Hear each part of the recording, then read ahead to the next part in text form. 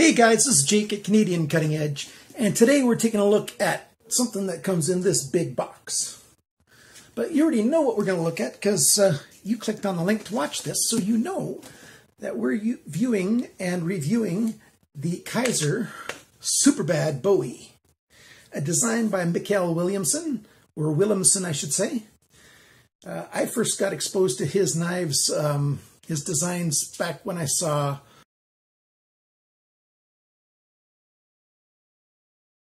I reviewed the Responder knife probably within the first couple months that I started this channel. And I no longer have that knife, but Mikkel likes having stuff that's sort of dramatic looking. And this is probably one of his most subtle designs, but it's still dramatic enough. We've got a, basically a classic Bowie shape, a forward choil, but we've got a hollow grind here and a saber grind here. And so that makes for a strong tip on this knife and yet a decent working edge right here. It's a good weighted knife and feels good, looks good, and it comes with a decent Kydex sheath. I got this knife through Massdrop when it was on for a great price. It was right around $100, I think. I'll have to look it up. I'll look up the receipt and I'll let you know later on. So, of course, Massdrop has things and then they don't have things. If they ever get it back, I'll try to let you guys know, but you'll have to be getting this knife somewhere else if you want to get a copy of it, unless you want to buy mine off me, which I'm often willing to sell because I need the turnover to keep buying more knives to review. But I do like this knife a fair bit, quite a lot actually. So why don't you stick around for the full review coming at you right now.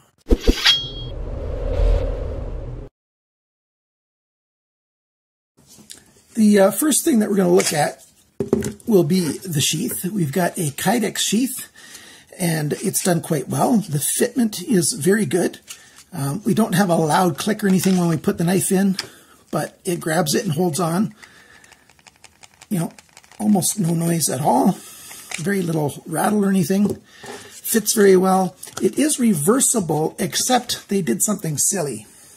If they would have left this side, the same as this side, just straight instead of doing this indentation, then when you take this piece off and flip it over and put it on the side for the left-handies, and it does fit, it wouldn't look so odd. But right now, this cutout will end up on this side, and so then this straight edge will end up overlapping this hole, and so it'll be straight on both sides. So I just moved it over with 2 screws to the left side so you can see how you've got the cutout in the sheath, and then the belt loop, comes out, and the other side, you get the same thing.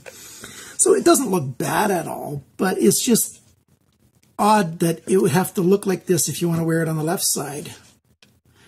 So they shouldn't have cut that out at all, and it would have been very friendly for lefties.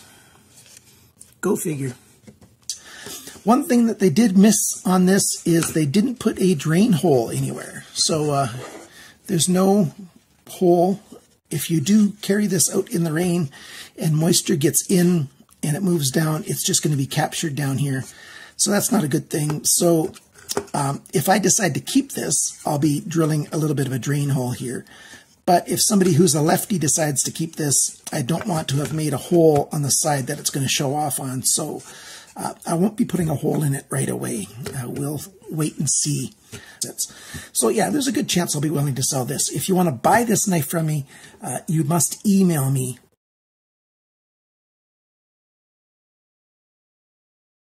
Don't put down comments below and stuff. You have to email me at CanadianCuttingEdge@gmail.com. But the sheath is quite good. I really like the way that they've made the belt loop hole. So it's not super thick and loose. You put that through your belt and it holds it very well. 1.5 inch, 2-inch belt will fit in there just fine, and it works very good. I like how it keeps the knife fairly low, but your knife is sitting right. The knife is sitting fairly low. Your belt is sitting right about here, and so it's a little bit higher than your belt where the handle is. So it's quite convenient and it works quite well. The holes don't line up properly for you to be able to put this horizontally, but I'm going to measure this to see if it'll work with a Tech-Lock system or not.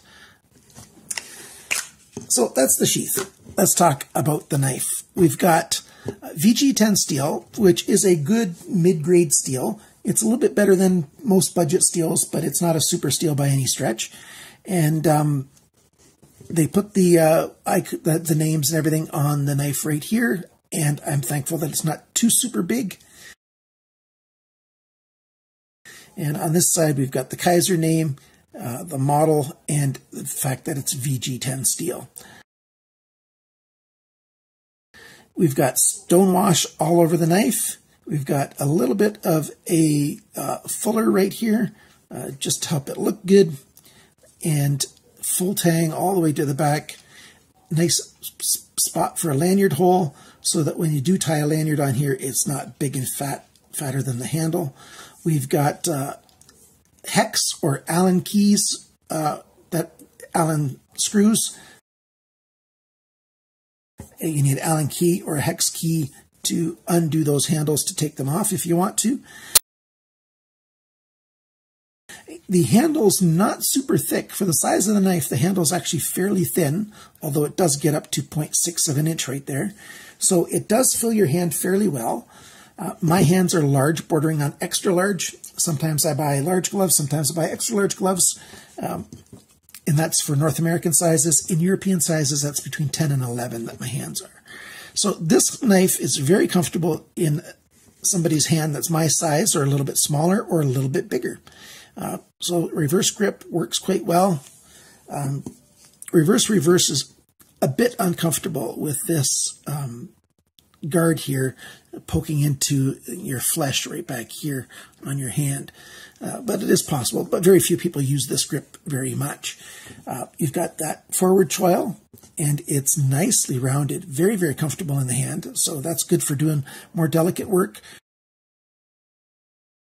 Maybe making a fire stick, doing some feather sticking, whatever you want to do that way. Nice little sharpener's choil. And it sharpens up very well. It's sharpened at about, and it's a very nice tip here. And your transition point right there, if you're not careful when you're sharpening this knife, you're going to smooth that right out. It is called the Super Bad Recurve Bowie, and it's just a very slight recurve right here. And it's slight enough that anybody should still be able to sharpen it, no problem, with any type of sharpening system that you may have. So there you go. Let's do all the measurements so that you can get familiar with what we've got. The cutting edge, 10.2 centimeters, 4.01 inches. Blade length is 11.58 centimeters, 4.56 inches. The blade thickness is 4.5 millimeters, 0.177 inches. So it's a hefty chunk of steel that you've got here. Your blade depth this way is 3.38 centimeters, 1.33 inches. The thickness of the edge behind the grind down here is 0.9 millimeters. That's 0.0355. So that's a little more robust than I'd like it to be, but on this style knife, that's not really bad at all. You'll be able to sharpen this knife lots of times before it gets thicker behind the grind. Up here on the front, it's going to start getting thicker, with the very first sharpening. But back here on this section, it'll take a while because it's nice and thin behind the grind, and it stays thin before it starts getting thick right about there. Well over probably 3/16 of an inch before it starts getting reasonably thicker. The handle now. Handle length is 11.44 centimeters, 4.5 inches. The handle thickness is 1.6 centimeters, that's 0.63 of an inch. The handle depth is 2.9 centimeters, so 1.14 inches. The grip area is 9.5 centimeters, 3.75 inches, 3.74. I forgot to put the imperial measurement of the total length, but it's 22.95 centimeters. That's about 8.5 inches, I think. I'll put on the screen exactly how many inches that is. The weight. And the weight here is something I really dislike when companies, retailers, just copy whatever the manufacturer says and says, okay, those are the specs, the stats for it, so that's what we're going to put on the screen, because they're off by a whole ounce. I checked a number of sites, and most of them just copied what Kizer said, and Kizer didn't tell the full truth on this. Kizer says this is 210 grams, 7.4 ounces. It's really 239 grams, 8.4 ounces. You add in the sheath, and it's 338 grams, 11.9 ounces. So it does have some weight, mostly to do with this 4.5 millimeter thick steel all the way back. And that's a lot of weight. Balance point is right here by this screw. Whoops. You can just see it's trying to balance right there. So that's a great spot for balance. Very comfortable knife, very usable. Very useful. So let's talk about some pros and the cons next. Okay, so let's try cutting some things. I've got some paper here. It's a fairly light paper. The lighter a paper it is, actually the harder it is to cut it well.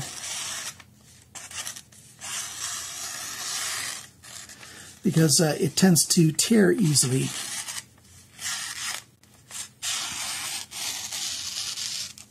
There's a couple spots where it was tearing a little bit. You saw that at the beginning. Let's try it on the tip section here. So it might not be the sharpest at the moment.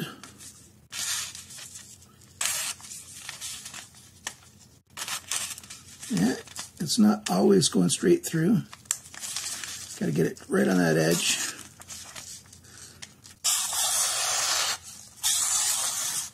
Cuts quite well. Let's try something a little thicker. We've got some of this. It's 1.5 inches wide. That zips through very easily.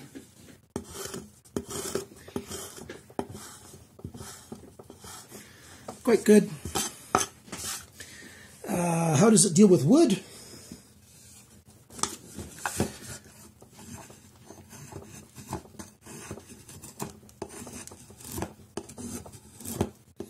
I'm trying to give very light pressure here, just to see what the edge will do on its own. Now let's see if I go slowly, see what happens.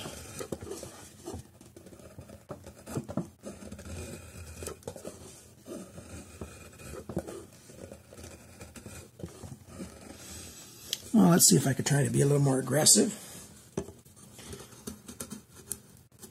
Well, yeah, you can dig deep if you want to cut hard. You can do, tough cutting if you want to, and do big cuts.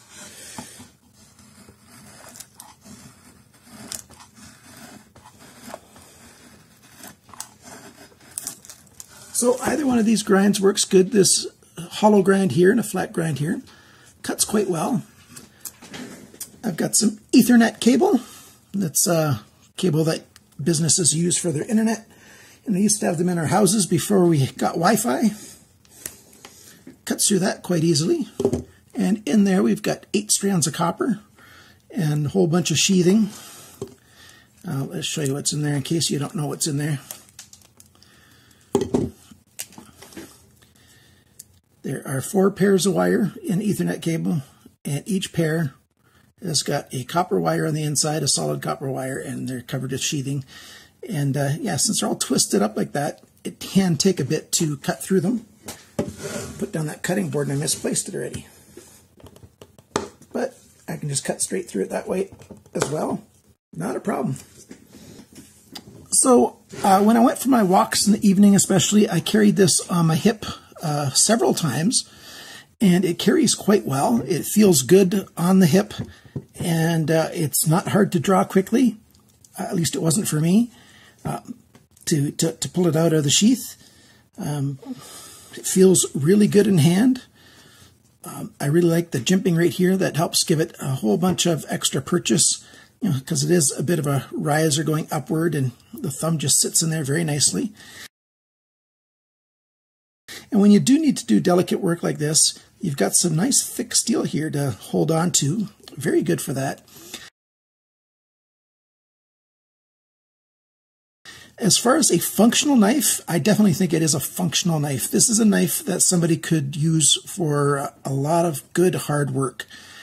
I didn't record anything outside. The weather's been terrible lately, but I did do some mild batoning with this, and it worked just fine. Didn't chip or roll any edges, so that's pretty good.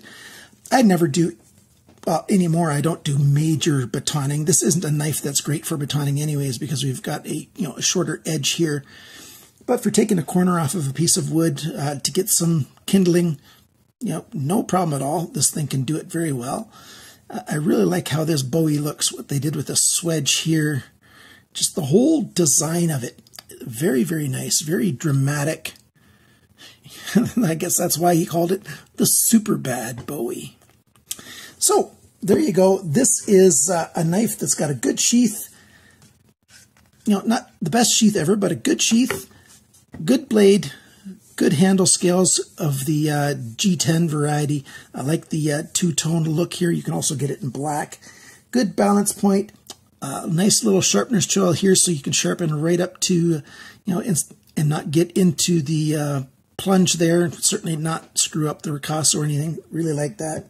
The Rockwell hardness on this is around 60. VG10 is a really good mid-level steel. It's on the lower end of mid-level category, but it's not a low, cheap budget steel either. It's a good knife. The only real negative that I can find is that really minor thing about that no drain hole in the sheath, and that's such an easy fix. If you've got a little electric drill and some tiny drill bits, you just take it and drill a little hole right at the very tip of that spot on the inside where it's not going to show, or you can go all the way through if you really want to. It's a lot of knives have drain holes. It's not like it's going to make the thing ugly. So, easy thing to remedy.